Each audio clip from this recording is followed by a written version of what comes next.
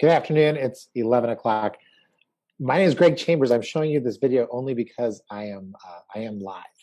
And so as you have questions, I encourage you to use the chat box, which I have put down here on my lower right. You can't see it on my desktop, but this camera does make me nervous. So I am going to stop my video, but hopefully you can hear me. If there's problems with the audio, if you see my lips moving, but there's nothing happening, go ahead and hit me up in the chat, and I think my chat friends should be here to help with that. My name is Greg Chambers. There we go. My name is Greg Chambers, and we're talking today about Google Analytics. We call this Google Analytics Measure Twice, Sell Once, the 5 steps to successfully using Google Analytics in lead generation, which as I go through this, hopefully it will become clear as to why we have it titled this way, because it's a lot of times we're asked questions about analytics and it can't always do the things that the people that are asking the questions expect us to tell them how it works. So we're going to work our way through that. If this is not you, if you're not interested in Google Analytics, it's another webinar that you were looking for, this is your time to get off, to deplane.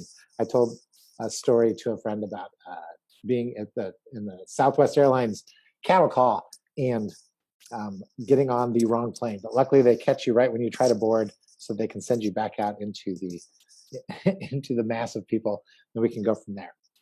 But let's jump into what we're going to be covering today. So today we will go through 3 big concepts around Google Analytics. And then in that, I'll double check to make sure that we understand that before we jump into the 5 steps that we think you should take. And after we run through that, then we'll open it up to a broader Q&A. All the Q&A, you should really, there's a Q&A box if you see on your Zoom controller. You can ask the question in the Q&A. It does, yep, there's Victoria in the chat box. She will, if you put the question in the chat, if I don't see it, Victoria will throw it up into the Q&A, and then we'll have a chance to answer that question there too. And then at the end, we'll introduce you to your bonuses, and we'll show you how you're going to get those. So before we get too far into this, though, I want to do this quick survey. So I'm going to launch this poll, and there's 2 questions in the poll. And so if you could pop through real quick. The first one is, do you use Google Analytics or any other analytics package? And if you could answer that and submit your answers. And then how often are you looking for this information? And so, hey, it looks, there's some answers that are popping through there. Daily, weekly, not often. Running through, not sure and neither. I like the not sure and neither answers, because that's how I feel about most things, most of the time. Let's see, Google Analytics. So right now, 66% of people have voted, but I think we get a general flavor. So Google Analytics, people are using it. We have questions around that. And then if you're using this, let's see, daily, if you're using this daily, there may be some things of value in the webinar. If you're rarely in it, like monthly, not often, maybe more of this will be to your liking. But I'm going to go ahead and find my mouse here and end the poll and show you the results. So this is what we have. So we have Google Analytics, and people are either in their daily, weekly, or not often at all. So that's good. And let me, you can't see me struggle with my mouse here. Stop sharing. Take the poll away. Okay, let's jump in by going right into the 3 big ideas that we have. We do this because I want to get on, make sure we're all on the same page when it comes to Google Analytics. And 1, 2, 3. The first one is, this is the first big idea. Where does your site fit into your sales cycle? The reason this is important is because analytics is an online tool, right? Google Analytics, you install it on your website, it measures those things. And oftentimes the questions that we have of our analytics packages occur offline. So the first question we usually want to ask is, where does any online activity fit inside of our sales cycle? So right here, we drew up 2 different ones, because using us as an example, the reason this is important, since it doesn't measure all activity for one of our businesses, which is US Farm Data, almost 100% of the activity is on the right-hand side, which would be people are looking for the information, they search for us, then they go to the site, they fill up the form, and then the offline activity occurs right before the sale, just in processing the order. If you contrast that with our consulting arm, most of that is actually led by a human being. And then the website really serves as content and support, but supporting the salesperson. And then if there's any new information that is requested through there, then it comes back to the follow-up and then onto the money. So the reason that I bring this up is because if you're online first, you'll use like an e-commerce business that all it does is 100% e-commerce should be married to analytics. But a business that is online, offline, and I know from talking to a few of you before that that's a regular mix of business that we see where we kind of introduce concepts and then people go away from us and then they do some research and they do research online, and then that's where they might bump into our website again, and then they come back to us. Having to match that up before we start asking analytics any questions, we need to know where the website fits into our sales cycle. So big concept, pretty easy. The second one is be data informed. We want to be data informed, but we don't want to be data driven. Anymore, we're getting a lot of information that gets pushed towards us where the idea is that all this information is out there, every bit of information is out there. So there's perfect knowledge somewhere. And what we're trying to do is we're just trying to divine it. And once we have this information, these algorithms will make decisions for us and help us grow our businesses. And what I found is that it's much more common that we have imperfect information, and we need to be very human about how we analyze it and pull together each of the tea leaves, right? It's instead of trying to look at the information and say, oh, we're going to separate the signal from the noise, what we do is we're trying to tell ourselves, we just want information, the data to inform us and not dictate our actions or what it is that we're going to do as we move forward. So I threw up this little grid because when it comes to lead generation, we often use these terms, and I'm sure you do too. Marketing qualified lead, that's an MQL. Sales qualified lead, SQL. So what is a qualified lead to a salesperson is often not the same as what is a qualified lead to a marketing person. So the lines that are separating that grid, right, is the prospect aware of the solution on the left, yes or no, and is the solution perceived as valuable to the prospect by the prospect, not by us to the prospect, but does our prospect actually agree with us, whether it's the change is minor, significant, or game changing? That's where the lines between the definition of those terms is where we get the most use out of analytics. So let me give you an example there. We had a client who was prospecting, and as part of their prospecting, they were sending cold emails into their market. So as they send cold emails into their market, one of the things that was happening was the person, and rightfully so, they would ask us, they said, can we have opens and clicks? Because that's pretty common. As we're adding to our own database, we need to see the email addresses of the people who opened and who clicked on the email. And now this email in this particular case was leading to a page with a form, and they weren't talking much about the form. So the question that we had for them was, what are you going to do with this information? And he said, oh, it's easy. I have the reps call them. And I'm like, oh, well, call who? I call opens and clicks. Well, okay, so somebody who opens an email, I think we should all agree is really towards that left-hand side of this grid here, where they are in that marketing qualified lead segment. So when you give that to a salesperson to follow up on, all they do is get bitter because the lead is so early staged, as opposed to what they really want to talk to, which is the person who has raised their hand and said, you know what, I'm interested, I just need to know how to pay for this, which is more towards the upper right-hand side of that grid. So when I say that we're trying to be data informed, not data driven, that's where it comes from.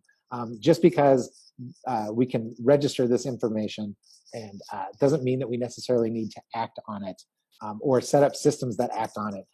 We need to apply a little bit of our human knowledge to this process. So that's be data informed, be data driven. Okay, so the first concept was, where does your site fit in the sales cycle? The second one, before we even get into where analytics fits into this is, even though analytics is going to give us way more information about our site visitors and prospects and customers than we've ever had before, it doesn't necessarily mean that it's going to give us information that we're going to be able to act on.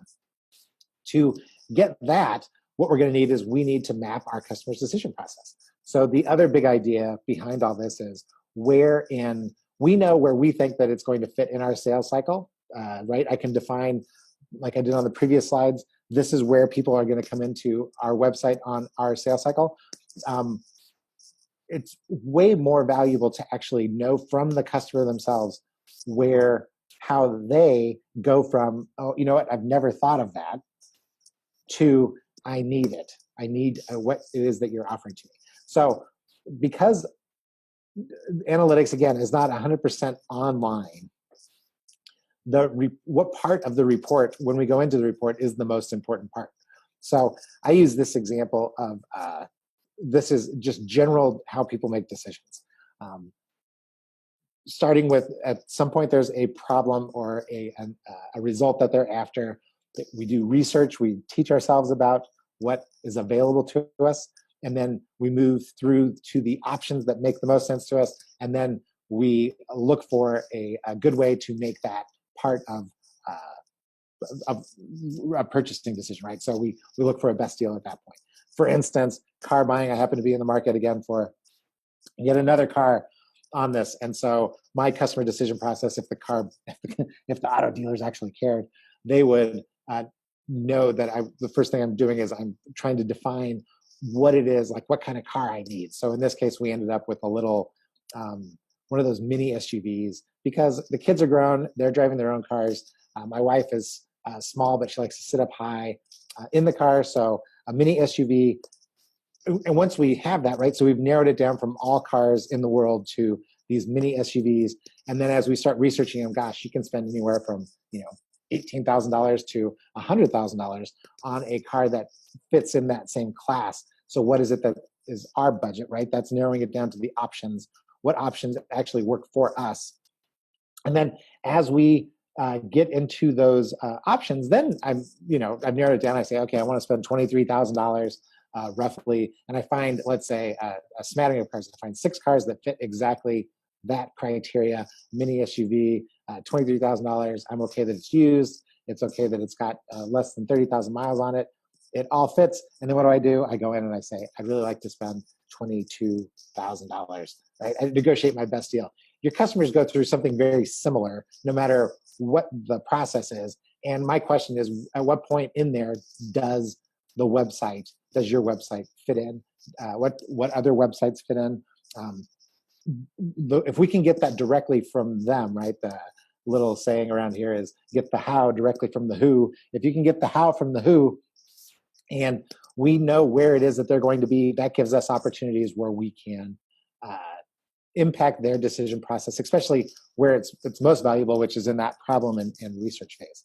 So the way you do it, if you're wondering, when we get in front of customers, what exactly are we doing? Well, the first thing we do is we say, we just ask them before they got started. So before you made this decision, if you could, we start with current customers and say, before you made this decision where you actually chose us, what is it that you were doing beforehand? And the further back we can go in the process, sometimes it's way too early and it's too expensive for us to try to influence the process at the very beginning. But a lot of times we can move back a couple steps from I'm looking for U.S. farm data to you know what, I was looking for who are the biggest farmers in California, the biggest corn farmers in California. And once I had that information, well, then we can start putting information around that area so that we can influence them when they show up. So that's how you do it. So before you just say, hey, Mr. Customer, before you made this decision, if you could just describe the process to me and then listen very carefully and it will pop up. So those are the 3 big concepts just to make sure we're on the same page. Where does your site fit into your sales cycle? Because that's where analytics is going to be able to actually help you.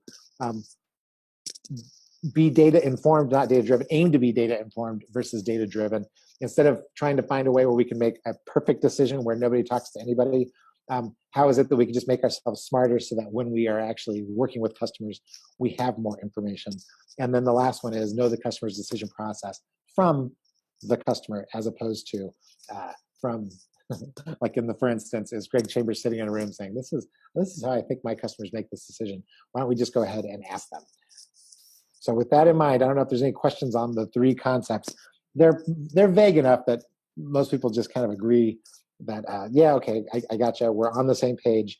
Because now that we're on the same page, we can dig into what the 5 steps to using analytics inside of lead generation, looking at it through the lens of lead generation. So if there's any questions, I'll remind you to go ahead and use the chat box, and Victoria will manage those, and then we'll throw them up into the Q&A. But since we're all on a time crunch, I'm doing really well here, by the way, on my own little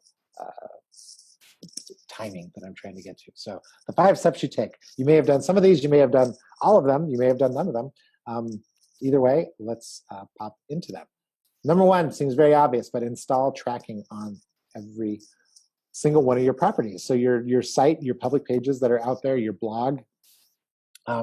It's interesting how many times we've seen that there's that the blog was set up separately from the website, and the two are not using the same analytics information. And even in cases, sometimes the URL is different, and it's not transferring the information between. So we lose track of visitors. They kind of go into a black hole when they're on our site. Landing pages, we see this with landing page tools. People use Instapage or Lead Pages to help with marketing campaigns, and these things are not connected inside of there. And it's probably goes without saying that it makes perfect sense that if analytics cannot fire on a page, we have no way of tracking the activity on that page. That being said, it's amazing the number of times that we bump into the analytics is not set up on every page.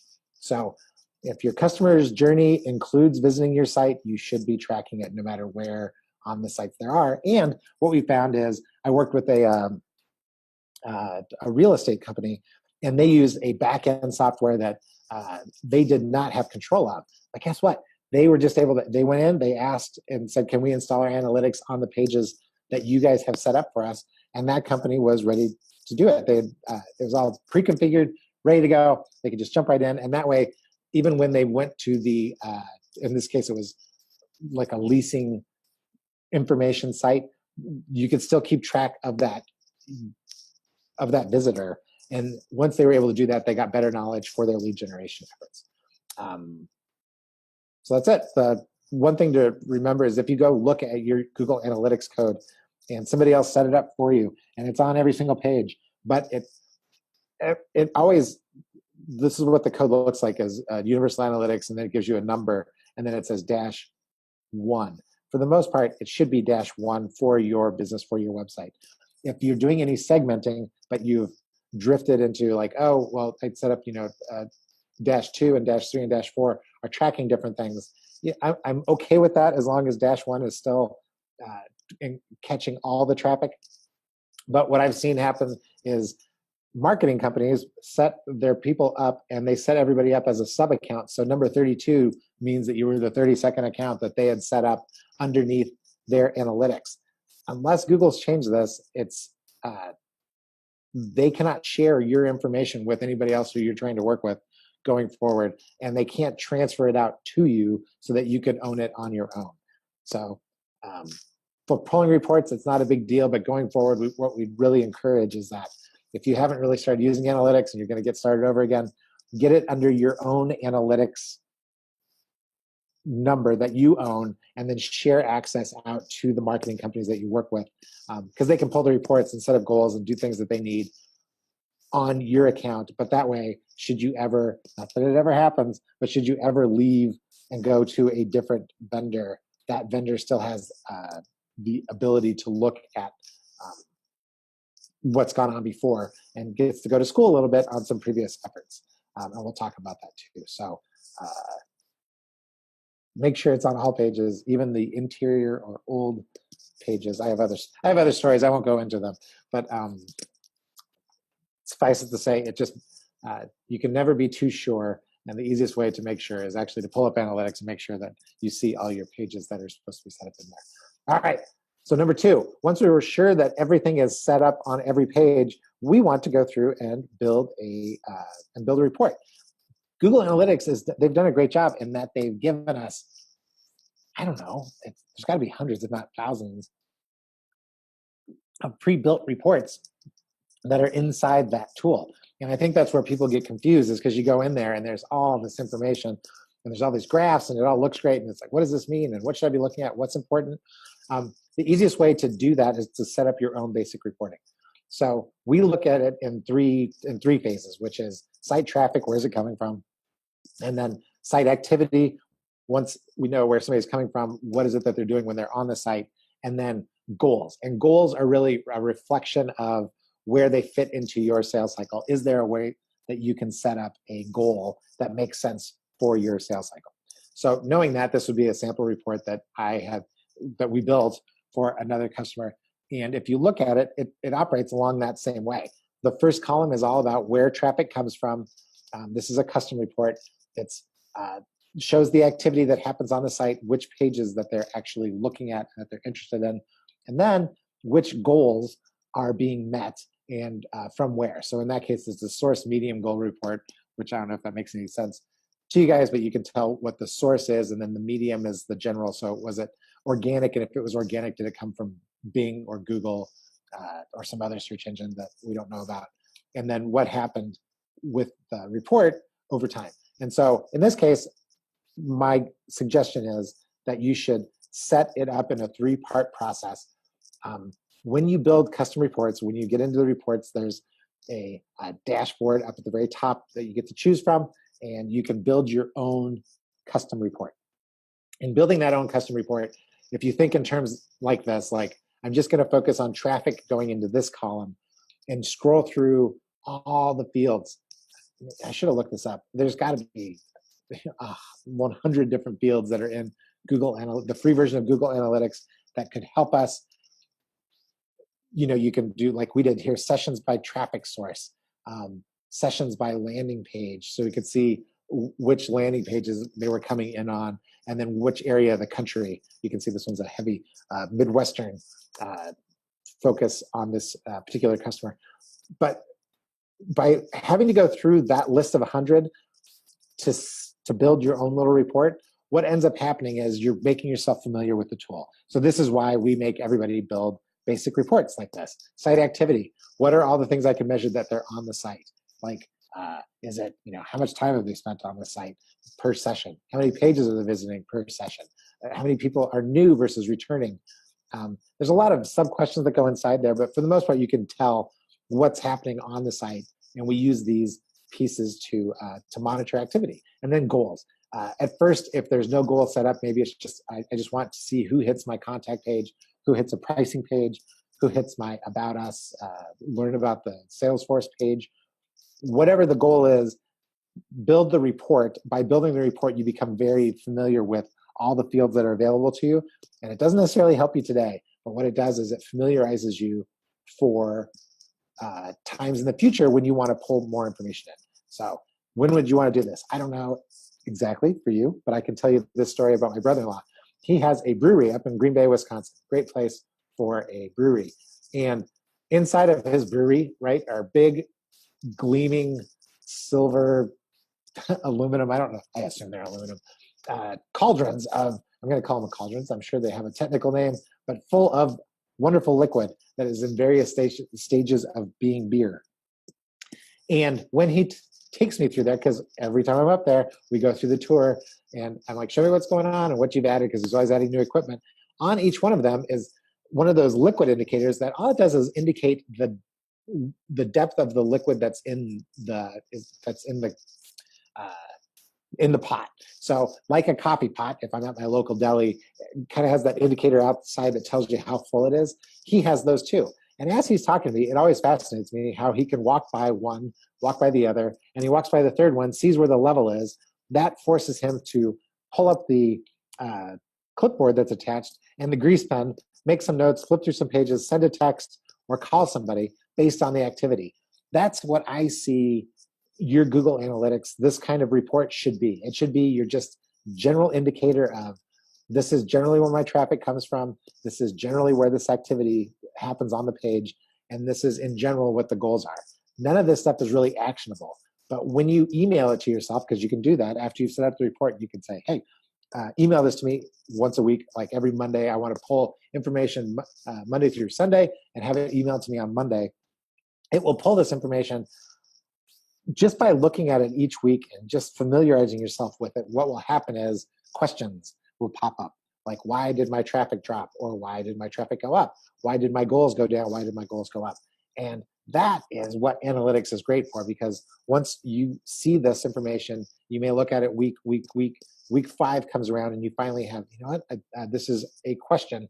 I can now dig in here, or I can send somebody else in there to go find the answer to the questions that I have based on what I'm doing. So set up your own basic reporting mechanism, because it helps you familiarize yourself with the tool. And it's also just a great way to keep track of any activity on your business based on the amount of activity that you expect to see online. All right, which brings me back to this point, right? Setting goals that match the business development process. If we get back to how we make decisions, or how people make decisions in general, and then the way our customers specifically, what their little journey is towards our product or solutions that are like ours. Once we have that, we need to be able to set goals that match the business development process. So if we have a website, how is it that we can take that website and match these things back so that analytics can actually help us? In this case, I was going to show you a thing that the way that this is important, and the way it was important to this capital company, is because not all visitors are alike to their website. They have they didn't have a ton of traffic because most of their business was done offline, but they did have some early stage decision making people, right? People who were just introduced to the company who would come to the website, and then more importantly, they had some late stage people that would come to the website, which was right before the close. And the other one was employees. When they're always recruiting people, so new employees would go to the website. What we ended up focusing on was the late stage. And what we'd asked ourselves was, where in this process are we most interested? Do we care about traffic that comes in early stage when they're just investigating us? It turns out we really didn't care, and they didn't care that much. But what they did care about was at the end of it, before the CEO would go out and help close these deals, were these people looking him up because he was being new and introduced to the meeting, right? The first time they'd heard his name, they probably got exposed to it when they did early research, but then when it's our CEO, Jack, and he's coming out to have a meeting with us, and we're going to talk about finishing this thing off, where is he in this process? And we put him front and center on the homepage. This is actually their homepage. And then we measured activity on his bio from the areas of the country that we were working in over time. So all this was an indicator. We were testing this theory that we could help increase the close rate. And anecdotally, what Jack said was, when he walked in the room, they tended to know more about him than they'd ever known before. And oftentimes he got the, oh, you're the CEO, like this is important, which is what they needed as they were working on this product, which was brand new, and they needed to introduce it to the marketplace. So that would be an example of the business goals that we had looked for, kick out these reports on the back end. So if we go back to what those reports look like on that back end, on this right-hand side, that goal was to a page, his page, and then where the geography that they were coming from. And guess what? That information is in analytics, and it was helpful to them. If nothing else, I think it just gave Jack confidence that when he was going out there, that it was not a waste of his time. So that's number 3. So if you're keeping track at home, set up a basic report. It was number 2. Install tracking on every page was number 1. And make sure that goals in analytics are matched to your particular business development process. Then what you have to start doing is separating the interesting from the important, or the important from the interesting information, because all of it is kind of interesting. I don't know if you've heard, I pulled this picture up because you used that parable of taking blind people and introducing them to an elephant. So they can't see it's an old proverb, and I'm not going to get it right, but they have no idea what an elephant is. So the guy at the far right, who goes out and grabs the tail. He says, well, obviously this is a rope, a strong rope, a flexible rope, so that we can tie things together. But the guy right next to him grabs onto that giant foot of the elephant and says, oh, no, this is a tree. This is a big warm tree, right? And so the parable is obviously nobody has the complete picture of what things are, and we want to make sure that we don't fall into the same trap. So since we have so much information in there, where is it that we start? We want to start, again, with that customer cycle. But just be aware of any advice that you're getting from, it's really easy to go pull tons of these pre-built reports from the internet and just you import them into analytics, and you have this great new report that you can start to look at. Let's make sure that it actually matches up with the important information you need from your sales cycle. I compare it to losing weight, right? Which is, you've got some people who are like, oh, you need to weigh yourself daily. And then other people are like, that's crazy. You need to weigh yourself once a week. Other people are like, oh, no, you don't, just go by how your clothes are fitting, as to whether or not your efforts are working. And guess what? They're probably all valid in some way, shape, or form, but what's best for you, that's different. And that's what we're after when we're talking about this information. We subscribe here to the rule of 30 is what we say when we're trying to help market and generate new leads. And that is that people need to be exposed to an idea 10 times, right? So the research says, oh, it's at least 10 times, 9 or 10 times that they need to be exposed to an idea before they start to accept it, right? It's like hearing your favorite song. The first time you hear it, it's interesting. Second time you start getting used to it. Now, if any 80s, for me, if the 80s radio station comes on, I know all the words. They're all great songs. Kids don't understand because half the time they've never heard them before. That's what we say when we say the rule of 30. You need to be exposed to something 9 to 10 times before you can, before the message takes hold. And that, unfortunately, in today's day and age, it takes at least 3 efforts to get in front of people. So if you are not planning 30 touches in front of your customers, there's a good chance your message is not getting through at all. Analytics helps us understand that, and if we can increase the number of touches and increase the number of touches that come through our website so that we can actually match that to our sales cycle, we're doing pretty good. Let me give you an example. I'm trying to think of one. A client who, when he's separating important from interesting, you can't take this too far. And what he did is he's taking it too far. He is now saying that all of his Facebook activity is completely siloed off of his online activity. Well, the good news is that you can actually, when it comes to Google Analytics or Facebook Analytics or LinkedIn Analytics, whatever analytics you're using, you can share this information across so you can see what these people are doing. But the danger is that he's trying to really figure out what his Facebook people are doing, and we're trying to show him, well, they're coming to your website because they still have questions. Some people are taking advantage of your offer right away. That's awesome. Other people are needing to do some research on you because they've never heard of you before. That rule of 30, it's multiple touches, and it's multiple touches across everywhere that they use to make a decision. And how can you be there when that happens?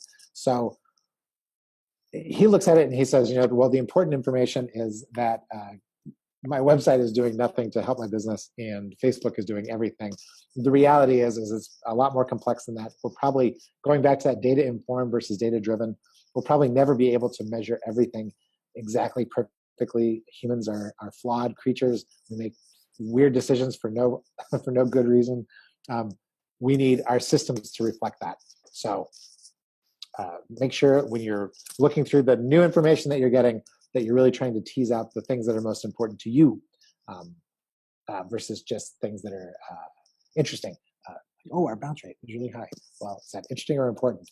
I don't know. We need to ask a few more questions. Okay, so number 5, now that we have this information, so we've taken it, we've installed analytics, we've matched up to our sales cycle, we have set up reports, we are knocking these things back and forth against each other. We're focusing on what we think is the most important actions. And now it's time, this is what most people want to do, right? The reason we get into analytics is because we don't want to sit around and think about what it is that we do next. What we want to do is we want to take action. We want to jump in. the value of analytics is going month to month and then year to year. And so when we go all the way back to the first slide I showed, the first step was making sure it was on every single page. We just had an issue with the client where it looked like it was on every single page. And so we were designing a new website. We launched a new website. And when we launched this new website, it turns out that their old website that we were looking at had all the good information that we expected to port across, and we were able to mimic that. But there was also a couple ghost websites that were out there that were not being tracked. And there was a lot of good activity that was coming from them. So our comparisons suddenly got a lot less accurate going forward, and the decisions that we were making were in jeopardy of sending us down the wrong path. So we like to set up action, but at the same time, it's a lot easier if we have really accurate data going back 18 months versus accurate data that goes back 30 days. So get the information and be able to draw up accurately that when we look at last month, last year, last quarter, that information is the same. When we see a graph like the one that's there, which is, gosh, this year is the blue up on top, or maybe that was last year, and it's like, which one is better, which one is worse? It's hard to say because on those pages, we had a lot of pages that were actually a different website that were tracking a lot of activity on, and a lot of junk activity that came from third-party sources. There's a lot of people that, I don't even know if I would love to know if it works. I should probably contact one of these companies where they are spamming your website with a spider, and it's like best SEO. So like, I'm going to look at analytics one day and see like, oh, I got traffic from best SEO. I should contact them and hire them for my SEO. I have no idea if it works. I doubt it does.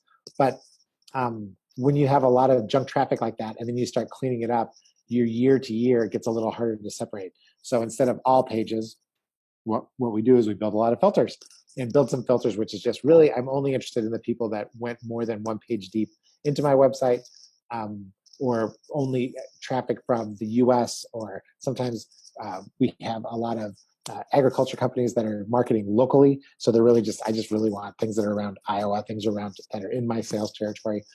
You can build those. And then when you're doing comparisons year to year, the actions that you take, the tests that you engage in, you can actually measure, are you really moving the needle, or is it, are you going the wrong direction, which is really what I'm after. And so sometimes this information is wonderful, but it's more often than not, it will has the, since it's not, we can't see 100% of all traffic in our industry or with our customers. We are taking little snapshots along the way and making guesses as best we can. And I'll tell you what, it's better than not doing it, but just be careful thinking that it is perfect information, and that if we just fix this, if we just get people deeper into our website, our sales are going to go up. That's not always the case. So, all right, so this is what we've done. Excuse me. We have covered the three big concepts behind analytics. Where's your website in your sales cycle? When we get all this information, how is it that we can use it to make ourselves smarter, but not necessarily expect it to make decisions for us? And then how do our customers do things? Getting kind of out of our world. If the first two are in our world, the third one is really out of our world, and understanding where it is that our customers fit in. And then the 5 steps to make sure that you can get the most from lead generation out of your efforts: installing tracking on every page, basic reporting that you set up yourself in a custom report, setting goals to match the business development process, separating important from interesting information, and prioritizing actions. So those are the big ones. And the biggest mistakes that I see are really these. When it comes down to it, the things that are holding most people back is they're taking too many actions based on incomplete information. They aren't set up so that they have complete information. They aren't spending enough time with their customers, mapping that customer decision process and trying to find out where their website fits into that. Those are the big ones when we say the biggest mistakes that people are making. All right, so immediate next steps. Greg, what is it that we should do next? Well, the first thing is make sure analytics is installed on every page. Sounds simple. It's a little harder in action. So make sure you have that. If you haven't used Google Tag Manager, that's a great way to do it if you have control of your website, because at least you know Google Tag Manager will be on every page.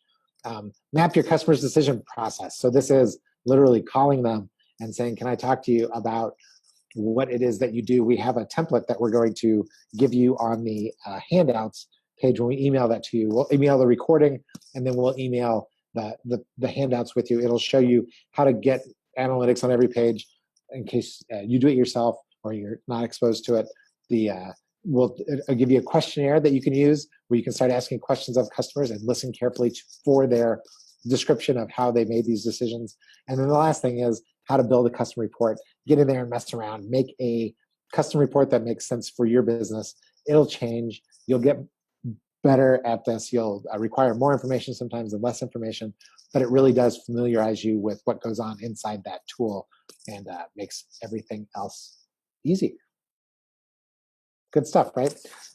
Q&A. I haven't seen any questions coming into the chat box, but this is really the time. If you have questions, I am here to answer them.